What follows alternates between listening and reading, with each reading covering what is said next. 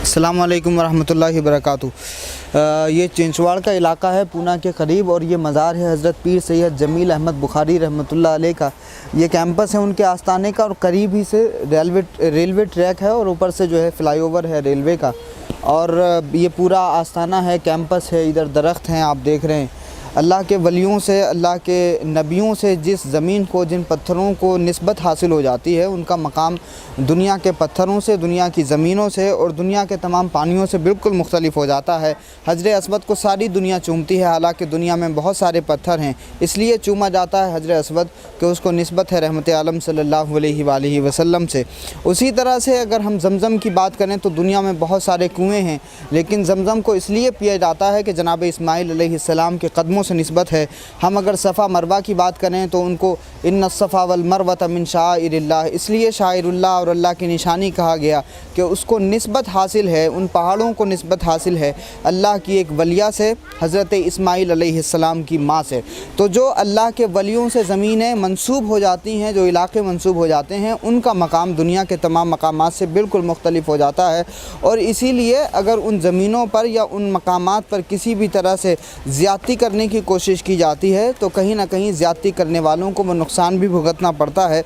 ये मज़ार हज़रत का यहाँ, और फिर सामने अंग्रेज़ों के ज़माने में जब यहाँ से रेलवे ट्रैक बनाने की कोशिश की जा रही थी तो उस ज़माने में बहुत कोशिश की गई, लेकिन हज़रत के मज़ार के करीब जो एक थंब खड़ा होने वाला था, जो पिलर खड़ा करने की कोशिश की जा रही थी, वो आसानी से खड़ा नहीं हो पा रहा था। इसलिए हज़रत ने, जो यहाँ का अंग्रेज़ जो काम करने वाला था, उसको बशारत हुई और फिर उसने हज़रत का जसद खाकी बराबर में इधर पीछे की तरफ मुंतकिल किया। कैमरा घुमाइए और ये मज़ार शरीफ दिखाइए। तो इस तरफ जो है हज़रत का जसद खाकी मुंतकिल हुआ, और ये मज़ार अभी जो है अंडर कंस्ट्रक्शन है। हज़रत की जो तारीख़ है हज़रत पीर सैयद जमील अहमद बुखारी रहमतुल्लाह अलैह की, तो हमारे ये महफूज़ ख़ान साहब हैं जो यहाँ पे मकामी भी हैं, लोकल हैं और यहाँ रहते हैं।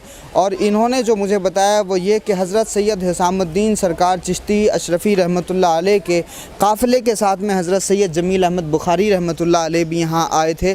जब बुज़ुर्ग सफ़र करते थे तो वो हर जगह ज़िम्मेदारियाँ तकसीम करते थे। जिस तरह से आज समझने के लिए अगर हम बात करें तो ओला उबर जिस तरह से 24 घंटे में मिशन कंप्लीट करती है, एक जगह से दूसरी जगह, दूसरी जगह से तीसरी जगह, एक आदमी को जहाँ जाना होता है फिर उसको ड्रॉप करके फिर दूसरी एक उनको नई कंपनी मिलती है, नया जॉब मिलता है, फिर उसको वो पूरा करते हैं। इस तरह से वो मिशन कंप्लीट करते हैं अपना। औलिया अल्लाह को भी खुदा की तरफ से उसी तरह के मिशन दिए जाते हैं। रहने वाले बुखारा के हैं, रहने वाले खुरासान के हैं, रहने वाले फ्रांस के हैं, रहने वाले अलग अलग ज़मीनों के हैं, लेकिन जहाँ की ज़िम्मेदारियाँ मिली तो उन्होंने फिर सिमनान नहीं देखा, अपने माँ, अपने माँ बाप और अपना घर, अपना वतन, अपनी ज़मीन, अपने बागात नहीं देखे। जहाँ से उनको बारगाह मौला से मिशन मिला, उस मिशन को कंप्लीट करने के लिए अपना वतन छोड़कर, अपना परिवार छोड़कर, अपना घर छोड़कर वो इन ज़मीनों पर निकल आए। और इस हवाले से हमारा हिंदुस्तान, हमारा भारत बहुत ज़रख़ेज़ है। मशरिक़ से मगरिब तक, शुमाल से जुनूब तक औलिया अल्लाह के मज़ारात दिखाई देते हैं, सूफ़ियों के आस्थाने दिखाई देते हैं। और सूफ़ियों ने एक तरफ तो बंदों का रिश्ता खालिक से मजबूत किया, अंदर का जो बातिन था उसको साफ़ करने के लिए जिद्दोजहद की। इंसान के अपने अंदर बहुत सारी ख़राबियाँ हैं, नफ्स है, नफ्स अम्मारा है, और उस नफ्स अम्मारा की वजह से हसद है, लालच है, गंदगी है, हराम खोरी है, हर तरह की बुराइयाँ हैं। तो सूफ़ियों ने ये काम किया कि इंसान का जो बातिन है, इंसान के अपने अंदर की जो कायनात है, उस कायनात को हर तरह के करप्शन से पाक किया। ये उनका एक बहुत अहम योगदान है। तो जब अंदर से आदमी साफ़ हो गया तो रिश्ता खालिक से जुड़ गया। दूसरा जो बड़ा काम हुआ ये वो कि इंसान को इंसान से कनेक्ट कर दिया, और सीधा तौर से दर्स ये दिया कि इंसानों के इंसान से या तो एक रिश्ता ये है कि कलमा पढ़ते हैं, और अगर कलमा पढ़ते हैं तो सब मुसलमान भाई हैं, और अगर कलमा नहीं पढ़ते हैं तो आदम का बेटा होने की बुनियाद पर इंसानी भाई हैं। और इसी तहज़ीब की बुनियाद सूफ़ियों ने रखी कि मज़हब अगर से आपका अलग है, रिवायात आपकी अलग हैं, रस्म अलग है, लेकिन उसके बावजूद भी हमारे बीच एक कॉमन पॉइंट है कि हम इंसान हैं और ह्यूमैनिटी की बुनियाद पर हमें एक होना चाहिए। इसीलिए उनके संदेश, उनके पैगाम और उनकी तहज़ीब की वजह से आज भी इस आंगन में हमें हिंदू, मुस्लिम, सिख, ईसाई, जैन, बहुजन, दलित, पारसी, सारी कौमों के, सारे धर्मों के, सारे मज़ाहिब के मानने वाले लोग दिखते हैं। टीका, टोपी, पगड़ी, टाई एक आंगन में हमें इसलिए मिलती है कि इन सूफ़ियों ने बंदगान खुदा के आपसी रिश्तों को मजबूत किया, सांप्रदायिक सौहार्द को मजबूत किया, कम्युनल हारमोनी को मजबूत किया। जिस यूनिटी इन डाइवर्सिटी की बात 2020 के भारत में बड़े पैमाने पर की जाती है, और हमारे भारत की जो पहचान दरमियान पूरी दुनिया में अनेकता में एकता है, वो इसी वजह से है कि इन सूफ़ियों ने एक ऐसे कल्चर की बुनियाद रखी कि जिस कल्चर में मज़हब अलग हो सकते हैं, रिवायात अलग हो सकती हैं, रस्में अलग हो सकती हैं, लेकिन उसके बावजूद भी एक कॉमन पॉइंट इंसानियत है, उस पे हमें मुत्तहिद होना है।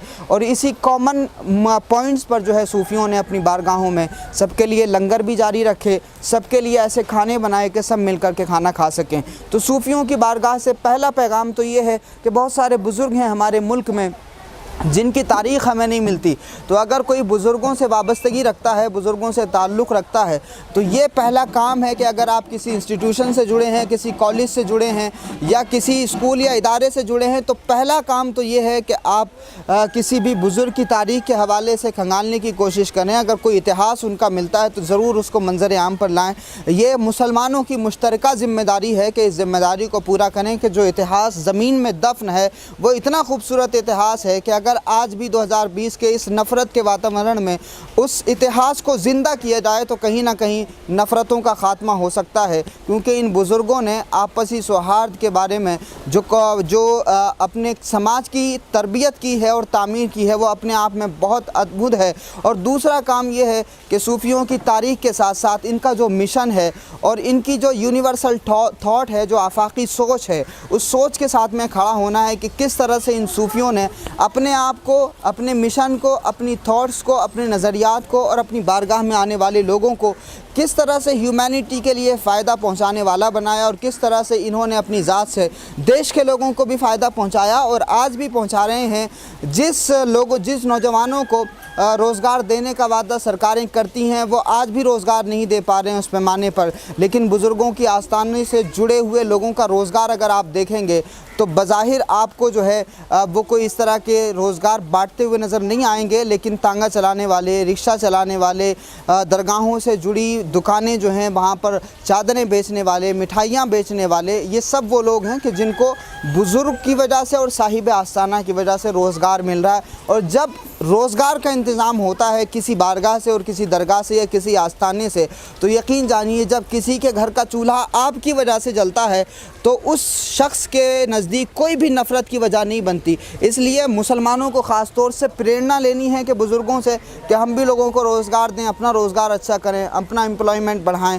तो अगर हम भी रोज़गार देने की कोशिश करते हैं तो जिस तरह से शाखाओं में वेल प्लान तरीके से नफ़रत को परोसा जा रहा है, उस नफ़रत को मात देने का तरीका यही है कि सूफिया किराम की इस विचारधारा को, इस मिशन को फिर से वेल ऑर्गेनाइज तरीके से ज़िंदा किया जाए और बिना किसी भेदभाव के, बिला तफरीक़ मज़हब व मिल्लत सबको फ़ायदा पहुँचाया जाए। यही मिशन है ऑल इंडिया उलमा मशाइख बोर्ड का, यही मिशन है सूफिया किराम का, यही पैगाम है हज़रत पीर सैयद जमील अहमद बुखारी रहमतुल्लाह अलैह का, और इसी को हमने आपके ज़रिए पहुंचाया है।